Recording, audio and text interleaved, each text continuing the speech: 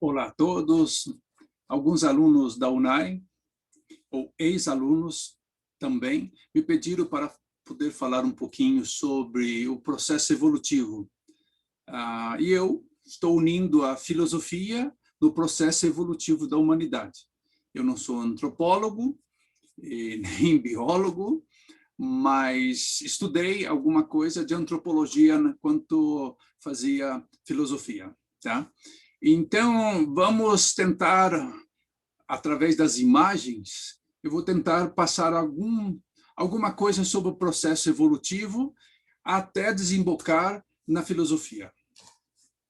Aqui nós temos uma imagem de cerca de 220 milhões de anos, o primeiro mamífero. Claro, como chegaram a essa reconstrução, né? Através de um fóssil, você vai imaginando. Isso é possível com cálculos matemáticos, com pesquisa, você vai chegando a essas conclusões e com as pesquisas que temos hoje super evoluída, dá para calcular também a questão dos anos. Então, 220 milhões de anos. Temos outra imagem, 65 e 85 milhões de anos, os primeiros primatas. Então, um mamífero, falamos do primeiro mamífero, agora os primatas. E aí já vai desembocando esse processo evolutivo, né? Aqui temos a imagem de um chimpanzé, 25 milhões de anos, e já nesse período, 25 milhões de anos. É que nós temos dificuldade, muitas vezes, como se disse, de calcular, esse processo matemático de imaginar números demais. É a mesma coisa de falar que alguém tem a riqueza de 150 bilhões de dólares. Você não consegue, como diz, calcular isso, né? Mensurar tantos números. Então, 25 milhões de anos, não é 25 dias, 25 minutos, mas é difícil para nós. A nossa mente não consegue trabalhar com número... Não, ela consegue, mas não consegue... Está dando significado para tantos números. Quando você fala, por exemplo, morreu uma pessoa que tem envolvimento emocional comigo, significa para mim, às vezes representa muito mais que 200 milhões. Vai morrer 200 milhões aonde? Não sei. Então, isso o nosso cérebro, às vezes, busca uma maneira suave de calcular, de imaginar as coisas. Então, 25 milhões de anos, mas a gente sabe que é muito tempo. Então, começa a separação dos macacos, que são os primatas. E os primatas são, já a própria palavra aí, os primeiros, né? E aí você vai vendo, aqui esse texto está em inglês, mas dá para analisar a composição esquelética, né, de um homem e de um macaco, de um chimpanzé, né? Vamos perceber muitas características, né? E o cérebro, desde os primeiros, e vai evoluindo. E aqui vai tendo as divisões. Alguém podia perguntar para mim, professor, então a gente veio do macaco? Não, nós estamos falando dos primatas. Um ramo dos primatas. Mesmo a raça humana tem suas diferenças. Ao longo do processo evolutivo, com alguns grupos com alguns diferentes comportamentos não conseguiram chegar até os dias atuais. Por exemplo, quem só comia verdura não desenvolveu tanto o cérebro naquela época. Hoje é diferente, hoje é outro processo. Mas não teve essa evolução como o carnívoro. Até porque a verdura, as plantas, tudo, as raízes, estava do seu lado. Você levantava e já pegava a raiz ali e ia comendo. Então, não precisava de muito movimento. Agora, o carnívoro não, tinha que criar estratégias, tudo para conseguir a caça. Então, nesse processo, foi desenvolvendo também o cérebro. Agora, olhando para a história, são diferentes grupos, mas que chegaram até a atualidade, né? Aqui nós temos como foi acontecendo esse processo, as divisões, né? e aqueles que conseguiram chegar nesse processo evolutivo até o Homo sapiens. Bom, outra imagem, eu peguei várias imagens, é difícil ordenar esse monte de imagens para a gente poder entender o processo, né? 15 milhões, estamos falando de 15 milhões de anos. Só para localizar, é que a gente pensa que amanhã a gente já não será mais assim. Não, é um processo. Algumas coisas são perceptíveis. Se você imaginar um adolescente há 40 anos atrás, não tinha o mesmo porte físico de hoje. Hoje, as crianças acabam crescendo mais por causa do esporte, uma série de coisas. Isso, a comida, as vitaminas, as vacinas, tudo isso favorece o desenvolvimento, porque há 50 anos atrás morriam muito mais crianças.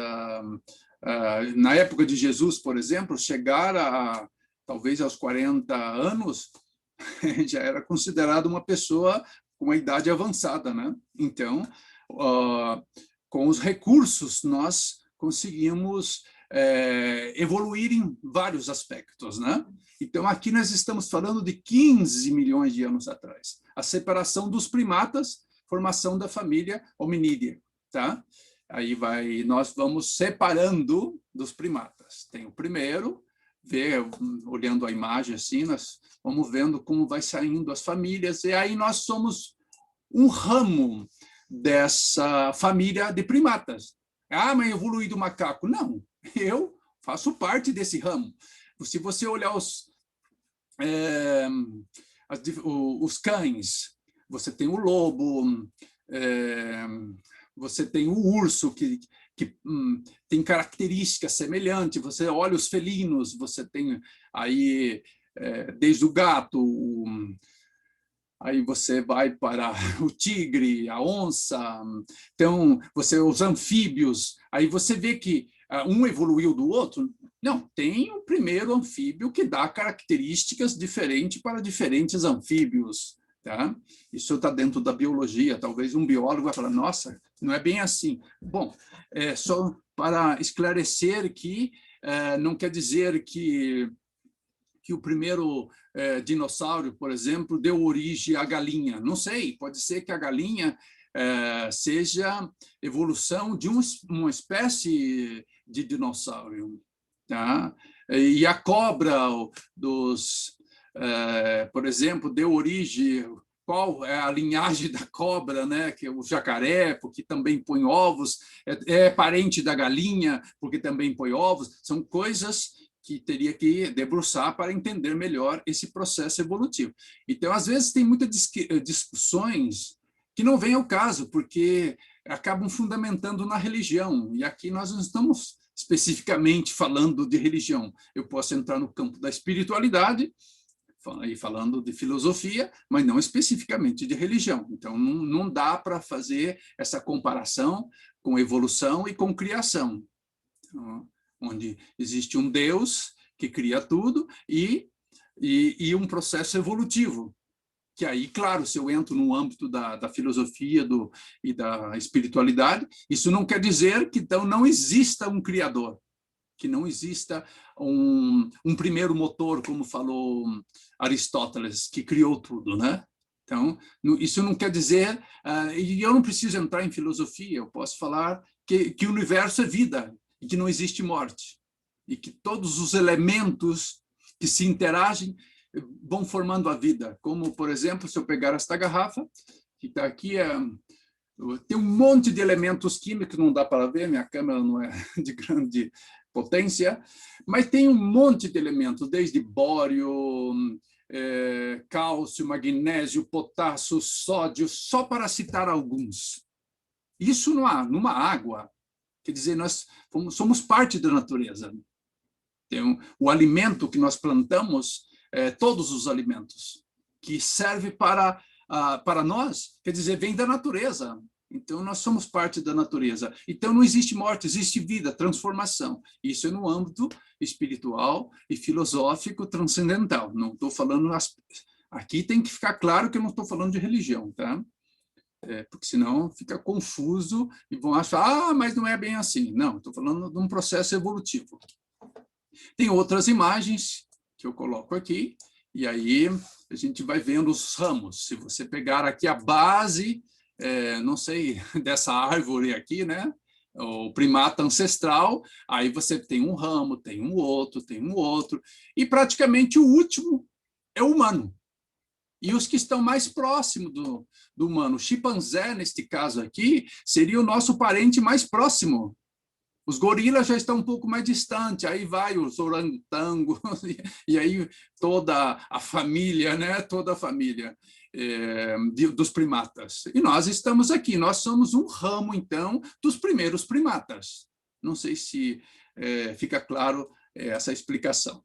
Bom, aqui nós pegando um primata, e aí, se formos analisar a característica da formação do esqueleto, tudo, nós vamos perceber que, no processo evolutivo, algumas coisas foram se adaptando e outras se modificando, porque depende da necessidade do momento. Imagina você numa floresta que teria que passar de um lado para outro, colher, aliás, numa árvore, né, passar de um galho para o outro e colher frutas. Então, vê que as nossas mãos bem apropriadas para pegar as frutas.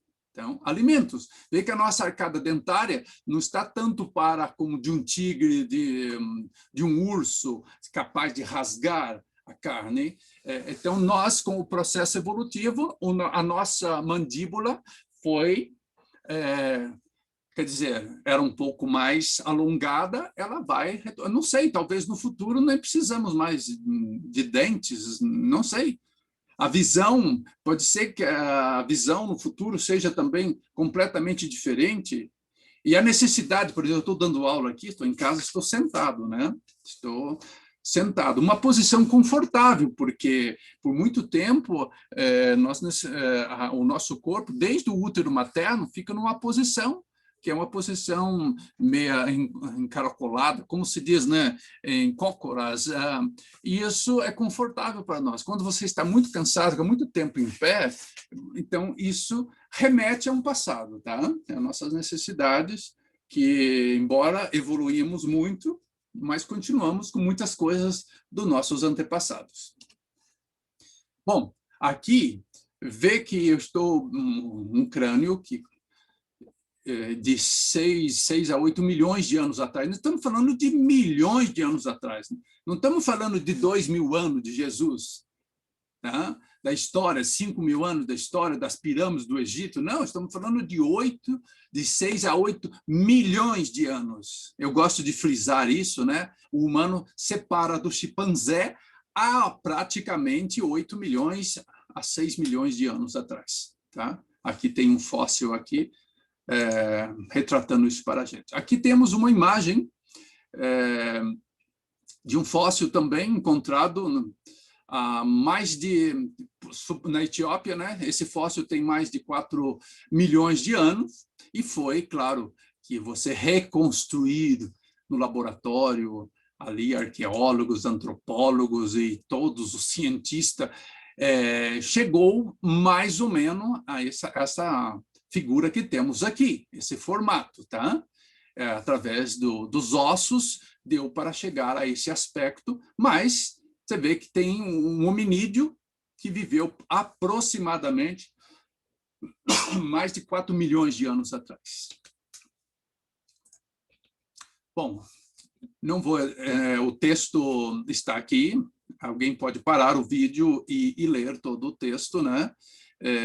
Só para reforçar o texto sobre o fóssil encontrado, então, na Etiópia. Também coloquei aqui outros aspectos de como foi dando esse processo evolutivo. Aqui está em torno de 2,5 a 3 milhões de anos atrás. Estamos falando ainda em milhões de anos atrás, tá?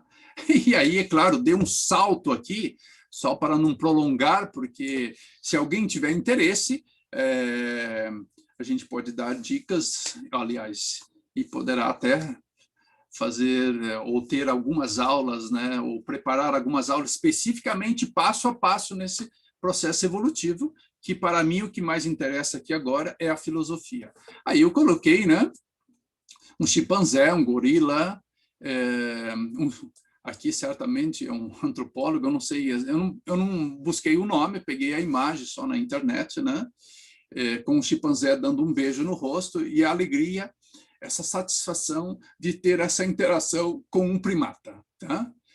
Outro dia, no museu em Nova York, não em Boston, uma senhora levou o bebê e o gorila, a mãe gorila do outro lado, a emoção daquela mãe gorila me emocionou também, porque ela queria pegar o bebê. Porque o bebê dela, da mãe gorila, já estava andando, caminhando, já estava se virando, então ela se empolgou, ela ficou ali todo o tempo olhando para o bebê humano. Tá? Aqui eu já havia colocado no meu Facebook, né? No meu Face, e também uma vez eu passei para os meus alunos, do fóssil, né? De Lucy, e também na Etiópia também, né?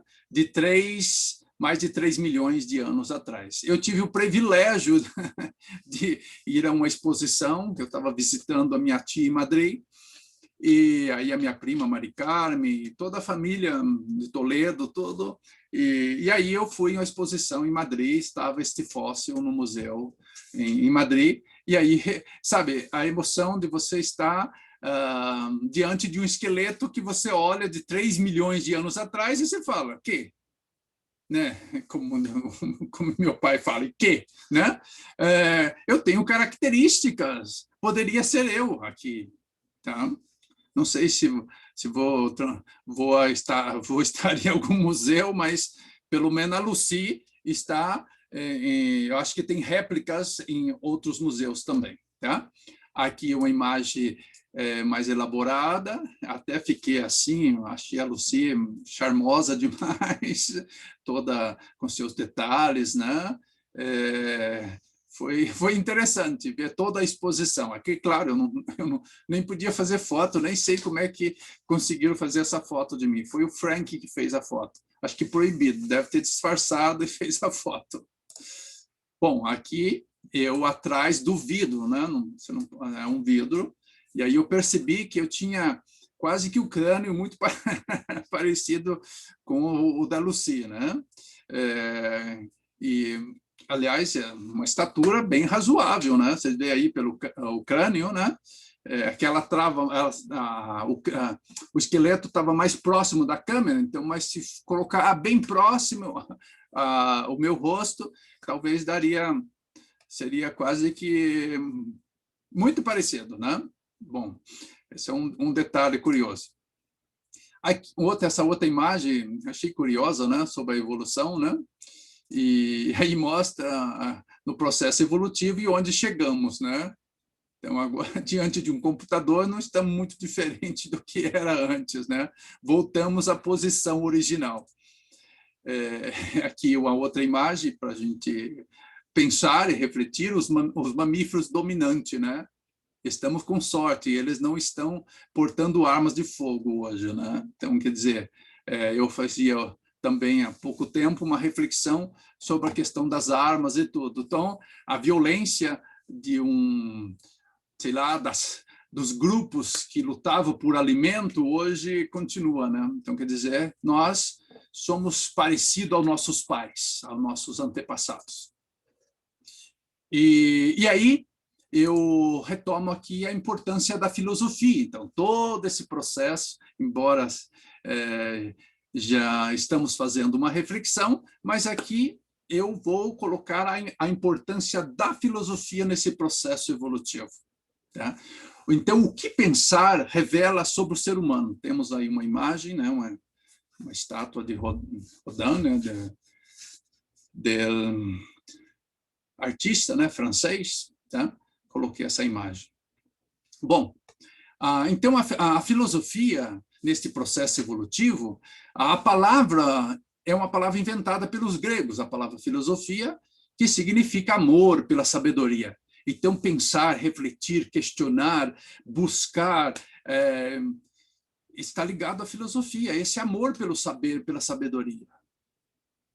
E resume muito bem a necessidade que o ser humano sente de querer entender o mundo que o rodeia, até chegar à raiz última de todas as coisas. Então, entender o processo evolutivo, de certa forma, através da filosofia, é um processo de sabedoria, de busca.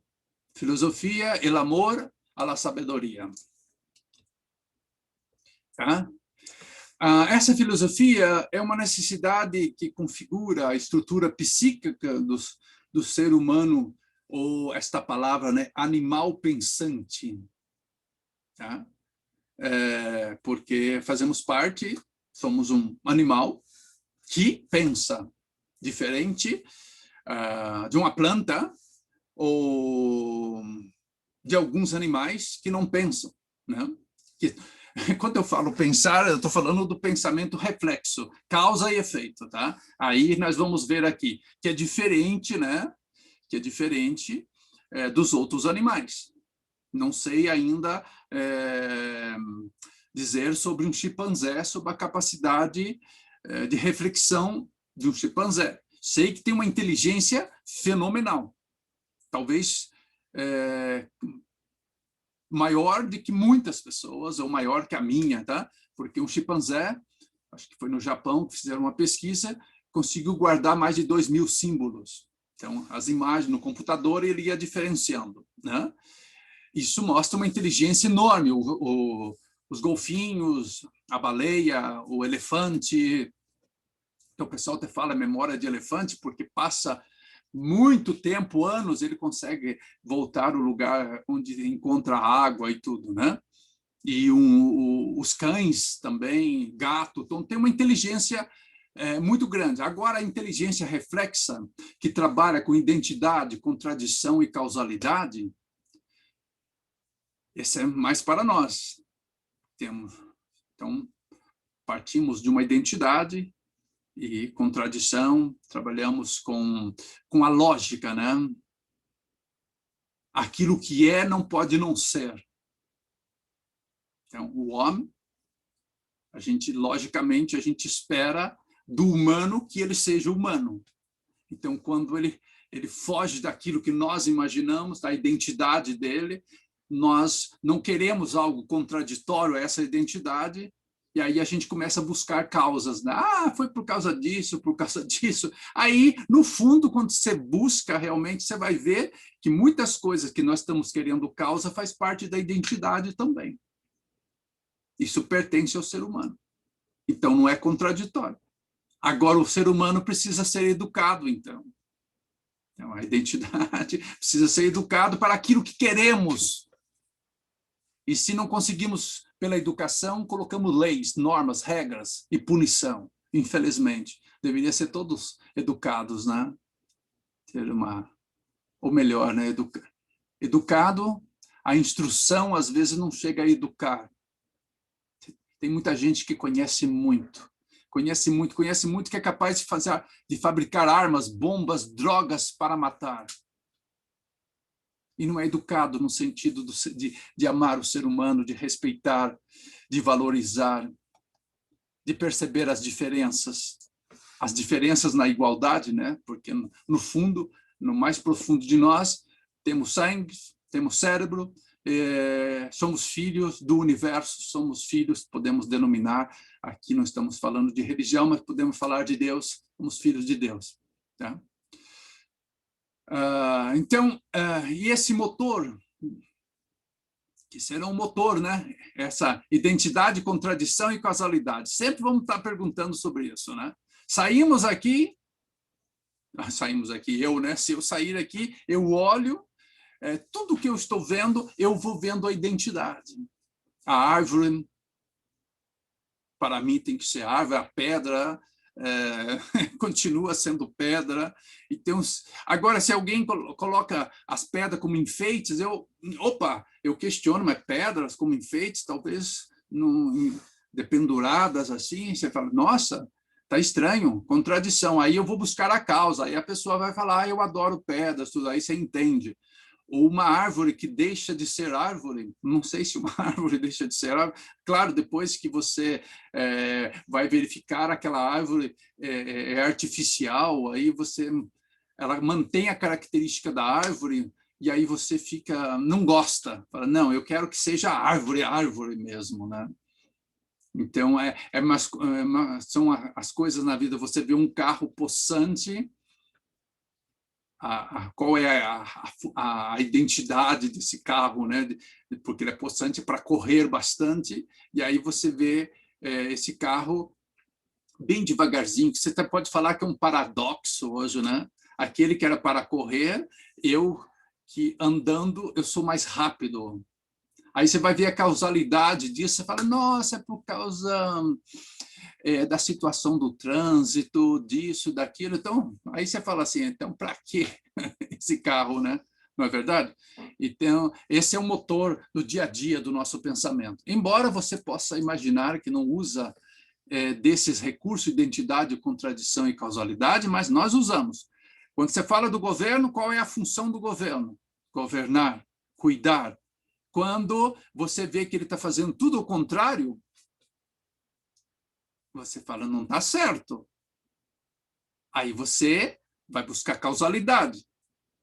Aí você fala, mas aí você vai buscar na história, né? Vai falar que o Brasil já começou meio corrupto já, né? Já começou com corrupção. Então aí a gente vai buscar causalidade. Mas se a gente for buscar a causalidade mais profunda, ainda a gente vai ver que a corrupção está em todos os países. Só que tem alguns lugares que as leis são mais fortes, e a educação, a instrução que transforma, que leva as crianças, o comportamento que vai educando. Aí é um processo. Mas isso aqui, na filosofia, não sei, teria só nessas 3 palavras teria que ficar um tempo muito grande para poder explicitar mais, né? Então, esse animal pensante, na sua primeira etapa pré-humana, se comunica através de gestos, grunhidos. Os grunhidos foram se transformando em linguagem articulada, e com os gestos a sua comunicação se limitava aos seres que estavam próximo a ele, né? No caso aqui, eu peguei uma imagem de uma criança estilizada, né? Utilizando sons, o grito, o assovio. Eu estava lembrando da linguagem que nós usamos com os animais, né? Eu estava perguntando outro dia para um americano como era o som uau, uau, do cachorro, falava que era bau, bau, uau. Eu falei, era um detalhe, em espanhol não lembro agora, mas é diferente. Chamar as galinhas é ótimo. Eu lembro de algumas sons para isso, o gato, que a gente, o cachorro, então, e o som. Então, esses sons eram reproduzidos. Tem alguns sons que a gente entende ainda hoje e não é especificamente uma palavra. Então, mas com o tempo foi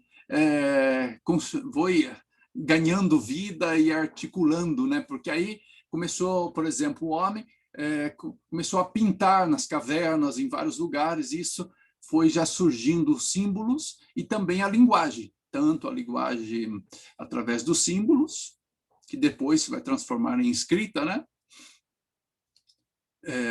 Mas antes disso, ainda temos aqui, vou mostrar alguns textos, ou melhor, algumas formas de escritas, ou onde começou a escrita, né? Então, com a linguagem articulada, a sua comunicação foi ganhando novas dimensões.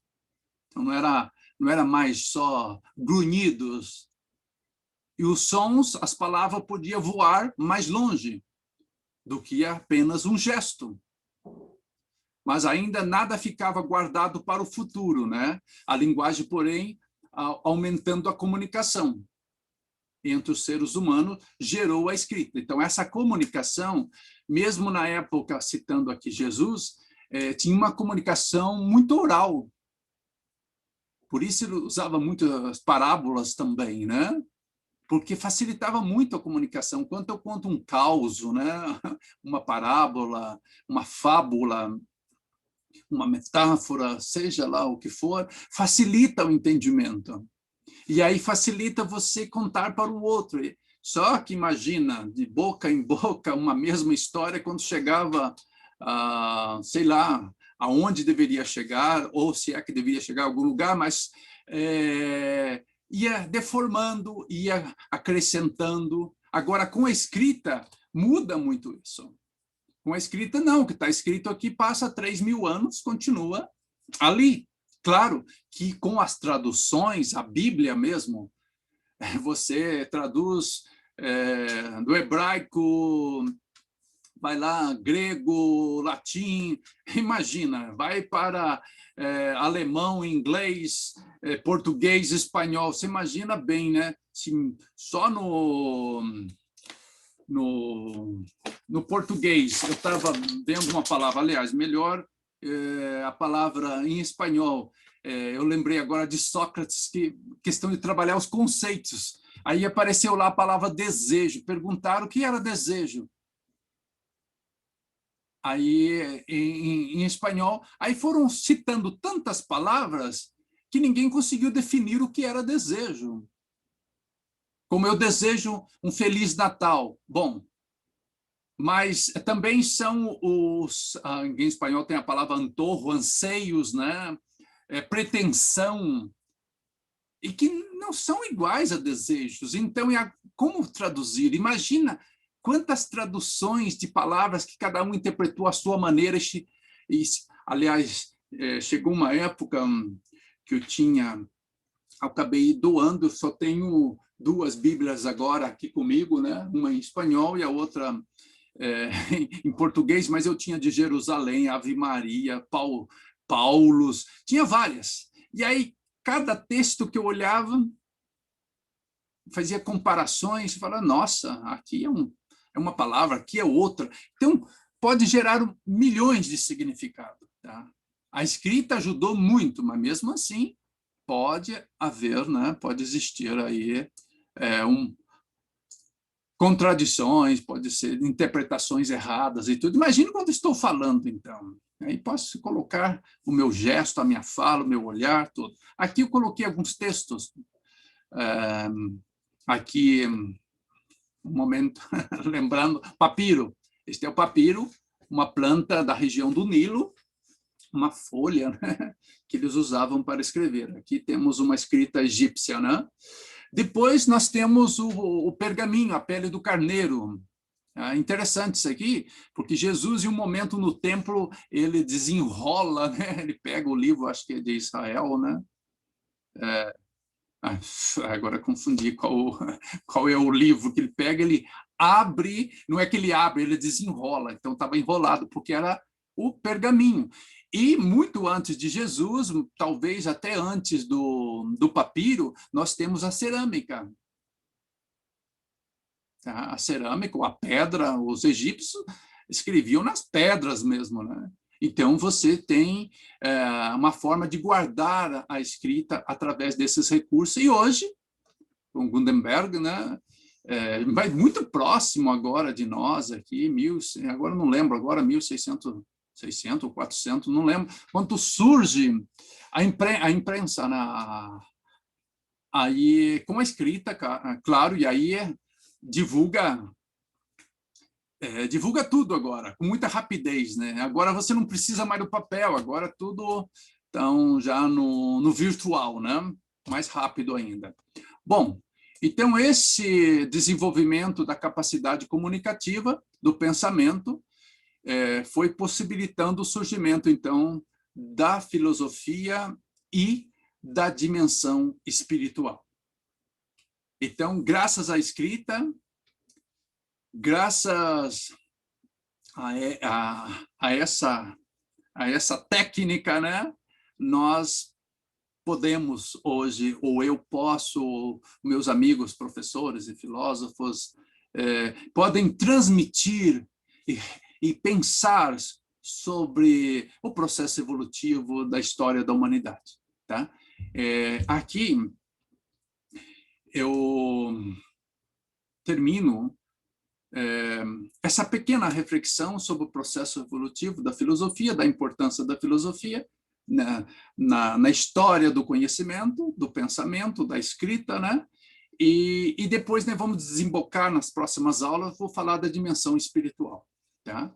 Obrigado e espero que tenham aproveitado essa reflexão rápida sobre o processo evolutivo.